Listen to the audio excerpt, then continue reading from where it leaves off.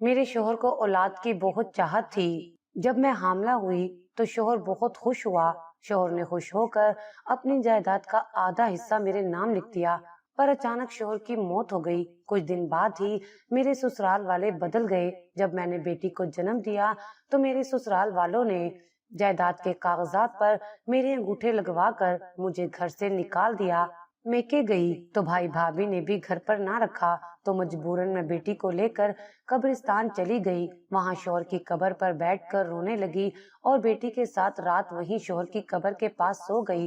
پر قیامت ٹوٹ پڑی جب اگلی صبح آنکھ کھلنے پر نہیں میں پوچھتی ہوں آخر برائی ہی کیا ہے میرے بھائی میں؟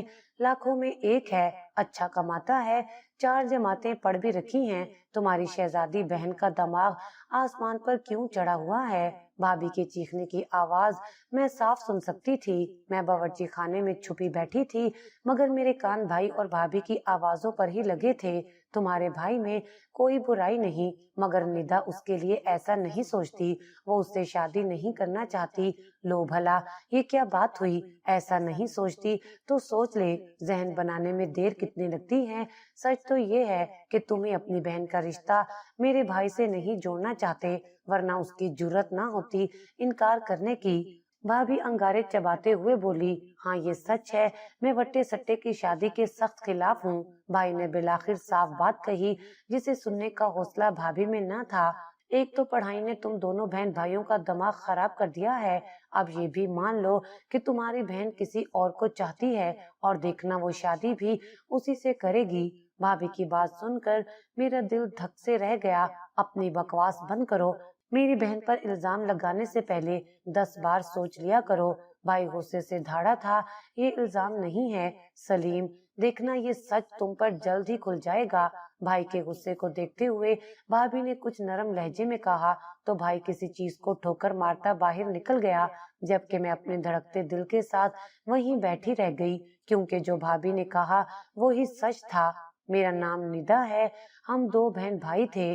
میرے ابا عدالت میں ادنا درجے کے ملازم تھے، وہ وکیلوں کے ساتھ کام کیا کرتے تھے۔ ان کی بڑی خواہش تھی کہ ان کا بیٹا وکیل بنے اور صاف ستھری یونیفارم پہن کر عدالت میں جائے، مگر بھائی کو ابا کا شوق پورا کرنے کا کوئی خاص شوق نہ تھا۔ میں ابھی میٹرک میں ہی تھی کہ اماں چل بسی۔ معمولی بخار نے ان کی جان لے لی۔ میں اماں کی بے وقت موت پر بہت روئی تھی، وہ ہمیں بہت جلدی چھوڑ کر چلی گئی تھی۔ بھائی اور ابا بھی اس صدمے پر افسردہ تھے۔ ہم تینوں ہی ایک دوسرے کا آسرا اور سہارا تھے۔ ابا نے ہم دونوں بہن بھائیوں کی پڑھائی پر بہت زور دیا۔ میں نے FA کا امتحان پاس کیا جبکہ بھائی نے BA کا امتحان دیا۔ اس کی نوکری لگی تو ابا نے خالہ کی بیٹی سے اس کی شادی کر دی۔ اماں کی وفات کے بعد ابا نے لاڈ پیار سے ہم دونوں بہن بھائیوں کو پالا تھا۔ ابا کو اپنی لاڈلی بیٹی کی شادی کرنے کا موقع نہ ملا اور وہ اس دنیا سے چلے گئے۔ ابا کے بعد بھائی نے میرا ویسے ہی خیال رکھنے کی پوری کوشش کی جیسے ابا میرا خیال رکھا کرتے تھے۔ بھابھی کا رویہ بھی ٹھیک ہی تھا، مگر مسئلہ تب شروع ہوا جب میری خالہ کے بیٹے اور بھابھی کے بھائی نعیم نے مجھے پسند کر لیا۔ وہ مجھ سے شادی کا خواہش مند تھا اور بھابھی نے اپنے اکلوتے بھائی کی خواہش پوری کرنے کے لیے کمر کس لی۔ اس کا بس چلتا تو وہ مجھے گردن سے پکڑ کر اپنے بھائی کے سنگ رخصت کر دیتی، پر جہاں بھائی کو وٹے سٹے کی شادی پر اعتراض تھا وہیں مجھے نعیم سے شادی پر اعتراض تھا۔ میں نے بھائی کو صاف صاف بتا دیا تھا کہ میں اس کے بارے میں ایسا نہیں سوچتی اور اس کے لیے اپنے دل کو راضی نہیں کر پاؤں گی۔ بھائی جو اپنے فیصلے پر کچھ کشمکش میں مبتلا تھا وہ بھی مطمئن ہو گیا۔ میں بھی یہ نہیں چاہتا، وہ میرے سر پر ہاتھ رکھ کر بولا تھا۔ ہم دونوں بہن بھائیوں کو تو کوئی مسئلہ نہ ہوا مگر بھابھی ہتھے سے اکھڑ گئی۔ وہ سوچ بھی نہ سکتی تھی کہ میں اس کے اکلوتے بھائی کو یوں ٹھکرا دوں گی۔ اس کا کہنا تھا کہ اس رشتے سے انکار کے پیچھے ضرور کوئی وجہ ہے اور وہ اس وجہ کے پتہ لگانے کی کوشش میں لگ گئی، جبکہ میرا دل بیٹھ گیا کیونکہ انکار کی وجہ وہی تھی جو بھابھی سمجھ رہی تھی۔ میں اپنی سہیلی سارا کے کزن مشتاق کو پسند کرنے لگی تھی اور وہ بھی مجھے چاہتا تھا۔ ہمارے درمیان کوئی پیار محبت کا سلسلہ موجود نہ تھا، اس سے میری 1-2 بار ہی ملاقات ہوئی تھی۔ دراصل وہ میری سہیلی کا کزن تھا، وہ اس کے گھر آیا کرتا تھا، وہیں پر اس نے مجھے دیکھا اور میری سہیلی سے میرے بارے میں بات کی تھی۔ میری سہیلی کے ذریعے ہی اس نے اپنی پسندیدگی کا اظہار کیا تو میں شرما گئی۔ میں بھی اسے ایک دو ملاقاتوں میں چاہنے لگی تھی، لہٰذا میں نے سارا کو مثبت جواب دے دیا۔ وہ مجھے مشتاق کا نام لے کر چھیڑتی تو میں شرما جاتی۔ مشتاق نے وعدہ کیا تھا کہ وہ جلد اپنے ماں باپ کو میرے رشتے کے لیے بھیجے گا اور مجھے اس پر اعتبار تھا۔ ایسے میں بھلا بھابھی کے بھائی کے رشتے کے لیے ہاں کیسے کہہ دیتی۔ مشتاق نے اپنا وعدہ پورا کیا اور جلد ہی اپنے ماں باپ کو رشتے کے لیے بھیج دیا۔ مشتاق کی ماں نے بھابھی کو صاف صاف بتا دیا کہ اس رشتے میں ہمارے لڑکے اور تمہاری لڑکی دونوں کی رضامندی شامل ہے، جبکہ ہم تو بیٹے کے کہنے پر ہی آئے ہیں۔ بھابھی اسی موقع کی تلاش میں تھی۔ مہمانوں کے جاتے ہی بھابھی نے بھائی کی اور میری وہ خبر لی کہ خدا کی پناہ بھائی کو یقین نہ ہوتا کہ میں اتنی چھپی رستم نکلوں گی۔ اپنی بیوی کے سامنے وہ الگ شرمندہ تھا۔ میں نہ کہتی تھی چاند چڑھائے گی تمہاری بہن، لو چڑھ گیا چاند، دیکھ لو سہیلی کے گھر جانے کے بہانے یہ عشق و مشوقی ہو رہی تھی۔ بھابھی نے طنز کے وہ تیر چلائے کہ میرے کان تک سرخ ہو گئے۔ بھائی پر کیا گزر رہی ہوگی میں اچھی طرح جانتی تھی، پر یہ شکر تھا کہ بھائی نے بھابھی کی باتوں کو انا کا مسئلہ نہ بنایا۔ تم اس رشتے پر راضی ہو؟ بھائی نے مجھ سے پوچھا تو میں نے اس بات میں سر ہلا دیا۔ ٹھیک ہے، جیسا تم چاہو گی ویسا ہی ہوگا، پر تم نے میری بیوی کے سامنے مجھے شرمندہ کروا دیا۔ اس کے تمام دعوے درست ثابت ہوئے۔ بھائی افسردہ سے لہجے میں بولا، مشتاق کی ماں اس رشتے میں خوش نہیں ہو سکتا ہے، وہ تمہارے لیے بعد میں بھی مشکلات کھڑی کرے، پر تم اچھی طرح سوچ سمجھ لو میں شادی کے بعد تمہارا ساتھ نہیں دے پاؤں گا، کیونکہ یہ تمہارا اپنا فیصلہ ہے۔ نتائج کی ذمہ دار بھی تم خود ہی ہوگی۔ نعیم کا رشتہ ابھی بھی موجود ہے، سوچ سمجھ کر فیصلہ کرنا۔ بھائی نے سارے اختیارات مجھے دے دیے اور فیصلے کے نتائج سے بھی باخبر کر دیا تھا۔ میں بھی سوچ میں پڑ گئی تھی، پر پھر بھی اپنے دل کو نعیم کے لیے راضی نہ کر پائی۔ مشتاق کے حوالے سے دل کو ایک دھڑکا لگا تھا۔ فیصلہ کرنا مشکل تھا۔ میں اس کے بارے میں زیادہ جانتی بھی نہ تھی۔ اگر وہ ویسا نہ نکلا جیسا میں نے سوچا تھا تو میں نہ ادھر کی رہتی نہ ادھر کی۔ ہزاروں خدشات کے باوجود فیصلہ مشتاق کے حق میں ہوا تھا۔ بھابھی کے ماتھے پر تیوریاں زیادہ تھیں یا میری ساس کے ماتھے پر، میں سمجھ نہ پائی۔ میں اپنی شادی کی تیاریوں میں مصروف تھی۔ ابا میرے لیے رقم محفوظ کر کے گئے تھے۔ بھائی نے سارے پیسے میرے ہاتھ پر رکھ دیے، اسی میں سارے خرچے ہونے ہیں، اپنی مرضی سے جو لینا چاہو لے لو۔ میں نہیں چاہتا کہ تمہیں ابا کی کمی محسوس ہو۔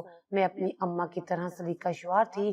میں نے اپنے ہاتھ کی کڑھائی سے کافی چیزیں پہلے ہی اپنے لیے بنا کر رکھی تھی۔ میری ماں نے تو میری پیدائش کے فوراً بعد ہی جہیز جمع کرنا شروع کر دیا تھا اور میں بھی اماں کے نقشے قدم پر ہی چلی تھی۔ اماں نے مجھے پڑھائی کے ساتھ ساتھ سلائی کڑھائی میں بھی ماہر کیا تھا۔ میں نے چھوٹی عمر میں یہ سارے کام کاج اماں سے سیکھ لیے تھے، لہٰذا میں اپنی چیزیں گھر میں خود ہی تیار کرنے لگی۔ مشتاق کو شادی کی بہت جلدی تھی، لہٰذا اس نے زیادہ صبر نہ کیا اور اپنی ماں کو ایک بار پھر شادی کی تاریخ کے لیے بھیج دیا۔ مجھ سے جتنی تیاری ہو سکی میں نے اکیلے ہی کر لی۔ بھابھی نے شادی کی تیاریوں میں کسی قسم کا کوئی ساتھ نہ دیا۔ وہ تو میرے سے اس وقت سے ناراض تھی جب سے میں نے نعیم کے رشتے کے لیے انکار کیا تھا۔ وہ مجھ سے بات کرنا بھی پسند نہ کرتی تھی، مگر مجھے اب پرواہ کرنے کی کیا ضرورت تھی؟ میں کون سا اس گھر میں رہنے والی تھی؟ بس میری یہی دعا تھی کہ میں مشتاق کے ساتھ سکھی رہوں اور وہ مجھے دھوکہ نہ دے۔ مشتاق سے شادی کے بعد میرے تمام خدشات کچھ عرصے میں ہی دور ہو گئے۔ وہ ایک اچھا شوہر ثابت ہوا تھا۔ میں نے زندگی کا جیسا جیون ساتھی سوچا تھا مجھے ویسا ہی ملا تھا۔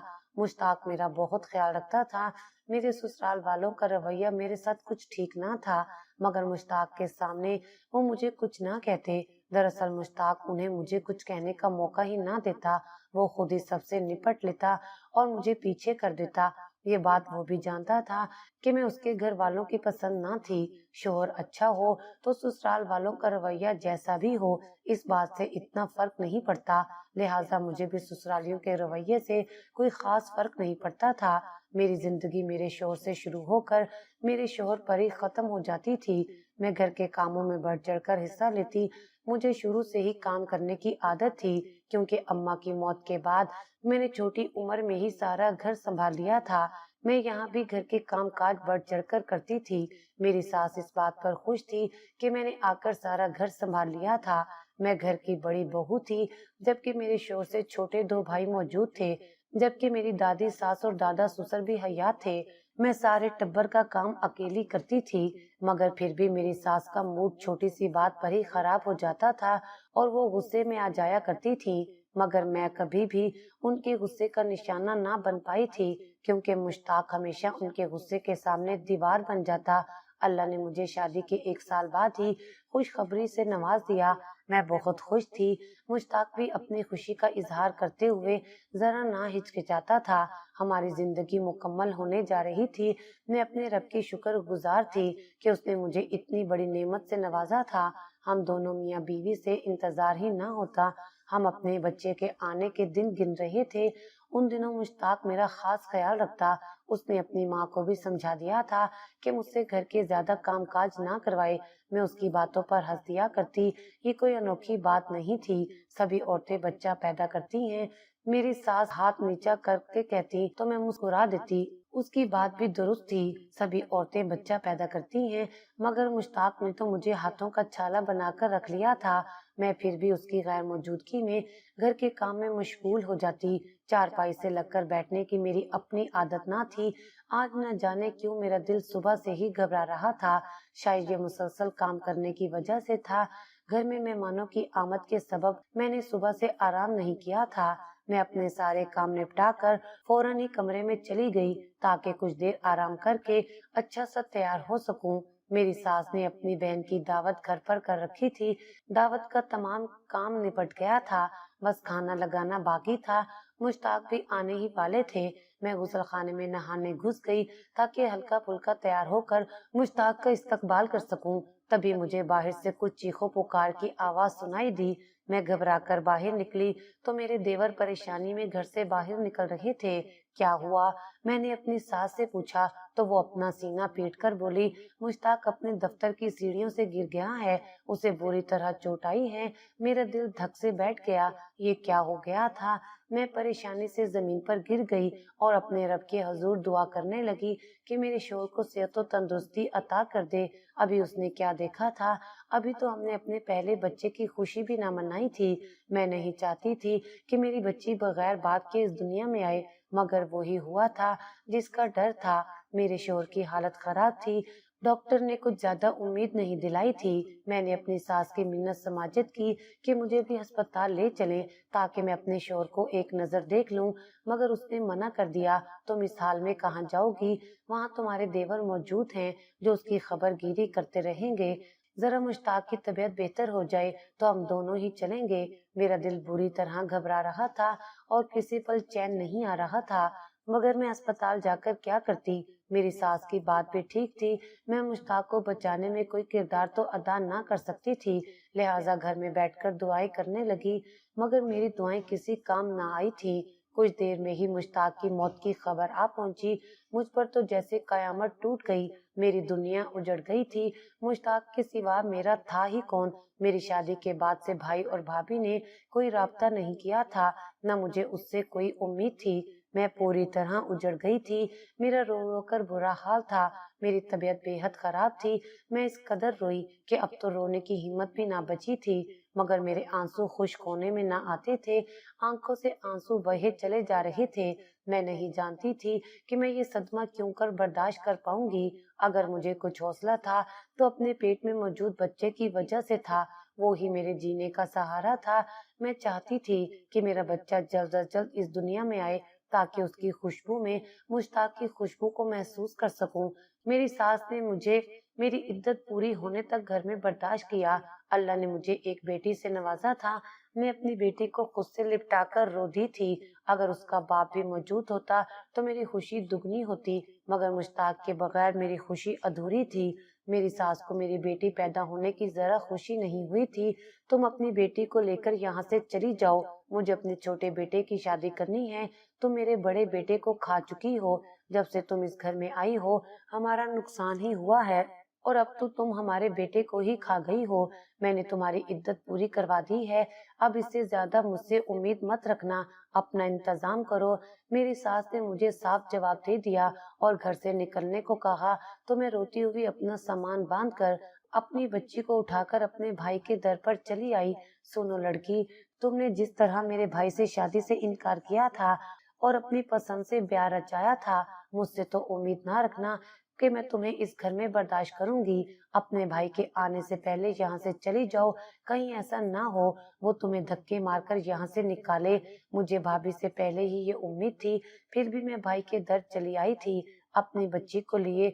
और कहाँ जाती, मैं चुपचाप भाई के दर से भी पलट आई थी। मेरे पास जाने को और कोई ठिकाना ना था, लिहाजा रोती हुई कब्रिस्तान चली आई और अपने शोहर की कब्र पर सर रखकर रोने लगी।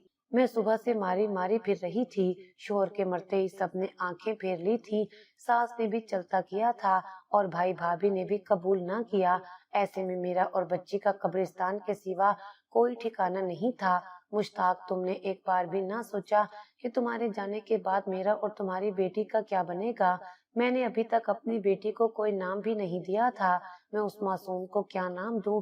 उसे तो मालूम भी नहीं कि उसके साथ क्या कुछ हो गया है और उसे अपनी बाकी की जिंदगी किस हैसियत में गुजारनी पड़ेगी।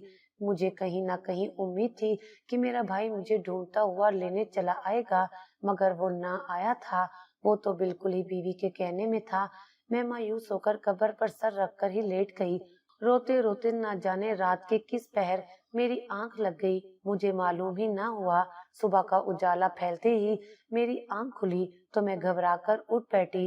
एक लम्हे को मुझे समझ ही ना आया मैं कहाँ थी। दूसरे लम्हे जब मुझे समझ आया तो मैंने फौरन इर्द गिर्द अपने बच्चे की तलाश में नजर दौड़ाई, मगर मुझ पर कयामत टूट पड़ी जब मेरी बच्ची मुझे वहां मौजूद ना मिली।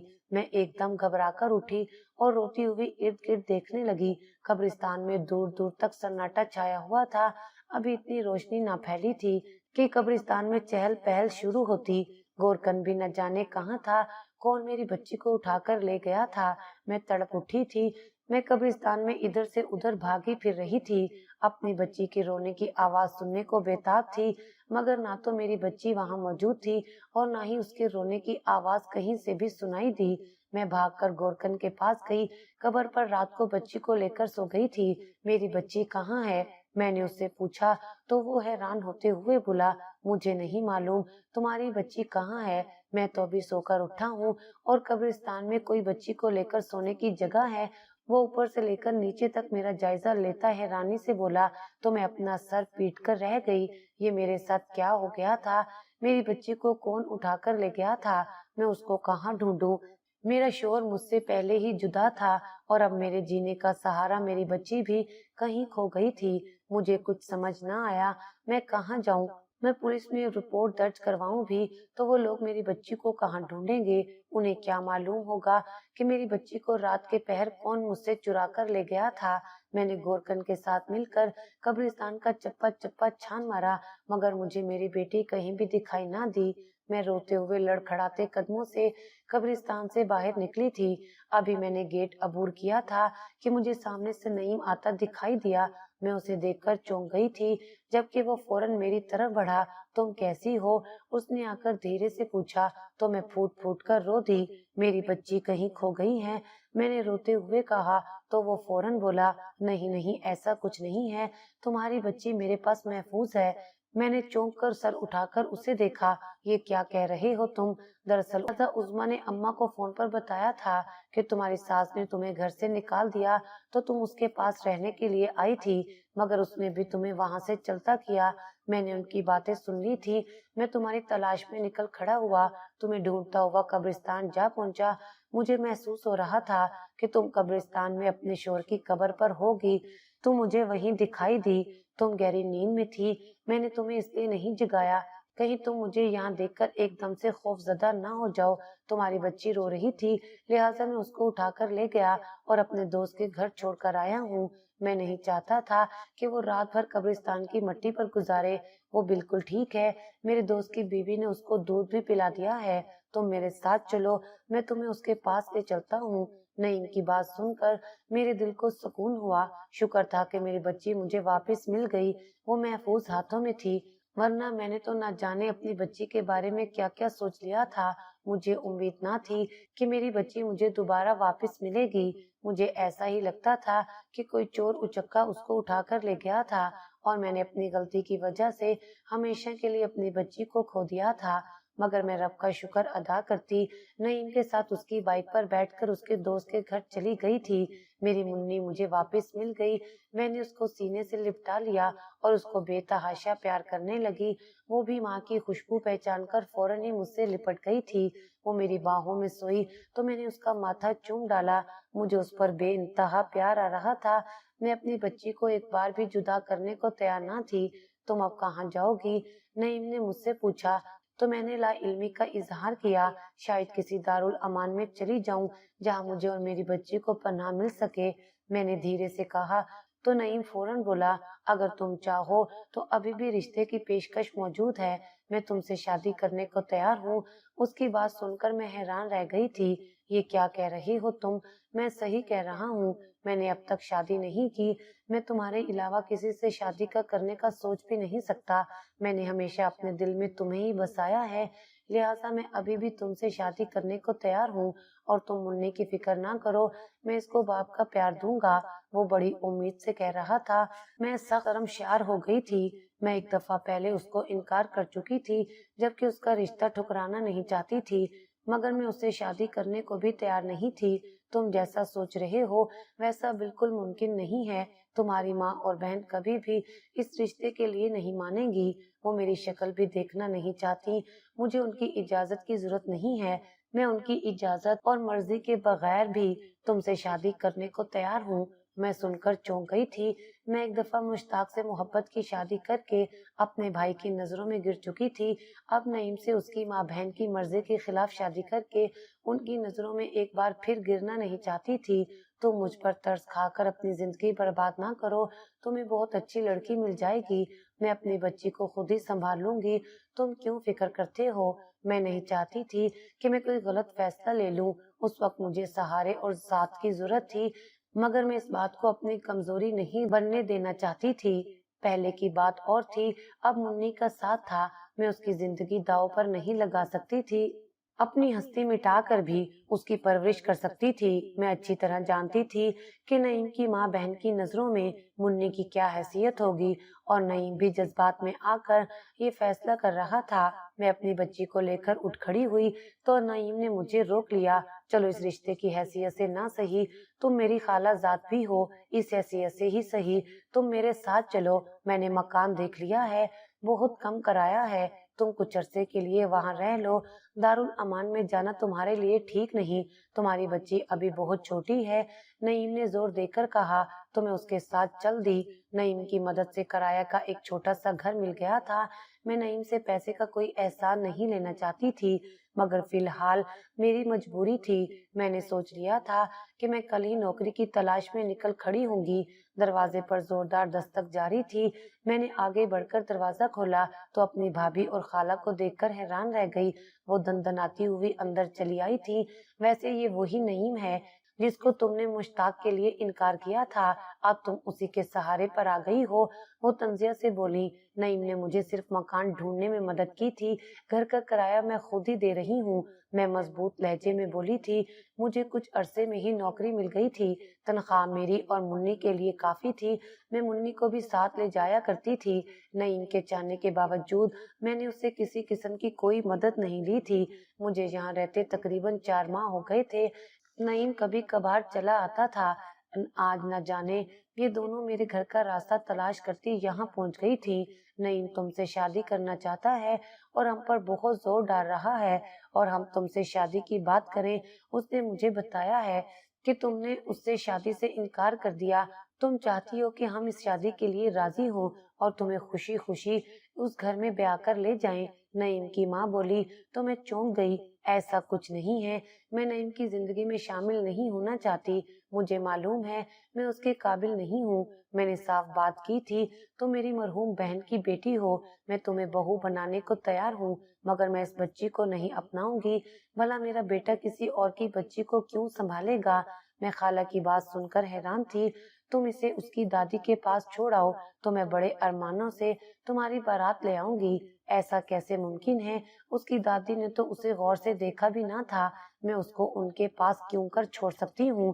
میں اپنی بچی کو رولنے نہیں دوں گی، مجھے نہ یہ شرط منظور ہے نہ یہ رشتہ۔ میرے صاف انکار کرنے پر وہ دونوں منہ بنا کر چل دی تھی۔ بھائی کو سامنے کھڑے دیکھ کر میں حیران تھی، وہ کتنے ہی عرصے بعد مجھ سے ملنے آیا تھا۔ میں بھاگ کر اس کے کندھے سے جا لگی اور زاروں قطار رونے لگی۔ مجھے معاف کر دے، میں نے تجھ سے لا تعلقی برتی تھی، مجھے ایسا نہیں کرنا چاہیے تھا۔ ابا کے بعد تیرا میرے سوا تھا ہی کون، مگر میں نے اپنی بیوی کی باتوں میں آ کر تجھے اکیلا چھوڑ دیا۔ وہ شرمندہ تھا، میں نے فوراً ہی اسے معاف کر دیا۔ یہ تیری بیٹی ہے، وہ منی کی طرف اشارہ کرتا بولا تو میں روتے ہوئے مسکرا دی۔